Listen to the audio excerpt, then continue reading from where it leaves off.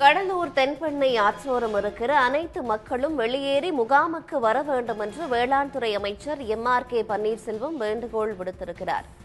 விவரங்களோடு இணைகிறார் செய்தியாளர் கண்ணதாசன். கண்ணதாசன், தற்போது ஆற்றின் கரையோர மக்களுக்கு வெள்ள அபாய எச்சரிக்கையும் விடுக்கப்பட்டிருக்கு. அமைச்சர் தரப்புல என்ன சொல்லப்பட்டிருக்கு?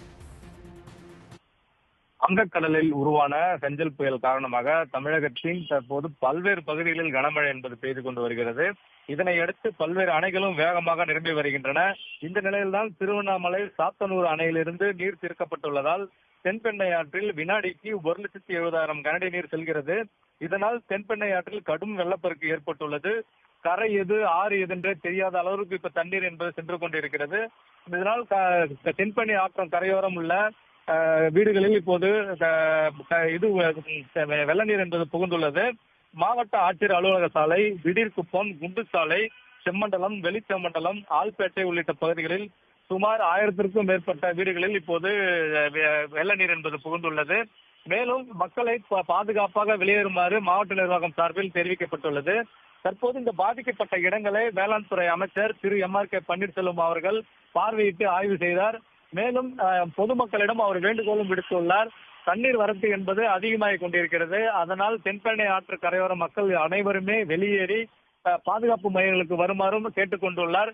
மேலும் பொதுமக்கள் இந்த வெள்ள நீர் ஆற்று பகுதிக்கு செல்ல வேண்டாம் எனவும் கோரிக்கை வைத்துள்ளார்.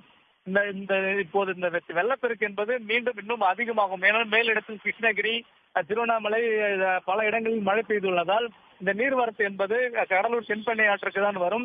கடலூர் என்பது ஒரு வடிகால் பகுதி. அதனால் தென்பெண்ணை ஆற்றம் கரையோரம் இன்றும் அதிக நீர் வரும் என மாவட்ட நிர்வாகம் சார்பில் எச்சரிக்கப்பட்டுள்ளது. ஆகையால் தென்பெண்ணை கரையாற்றம் அனைவருமே வெளியேறி பாதுகாப்பான மாவட்ட நிர்வாகம் சார்பில் அமைக்கப்பட்டுள்ள பாதுகாப்பு மையங்களுக்கு வருமாறும் சொல்லியிருக்கிறார்.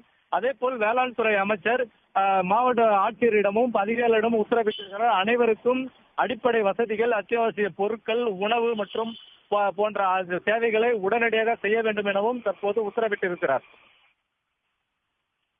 தென்பெண்ணையோரம் வசிக்கும் அனைத்து மக்களும் உடனடியாக நிவாரண முகாமுக்கு வர வேண்டும் என்று அரசு தரப்பில் கோரிக்கை விடுக்கப்பட்டிருக்கு. விவரங்களுக்கு நன்றி கண்ணதாசன்.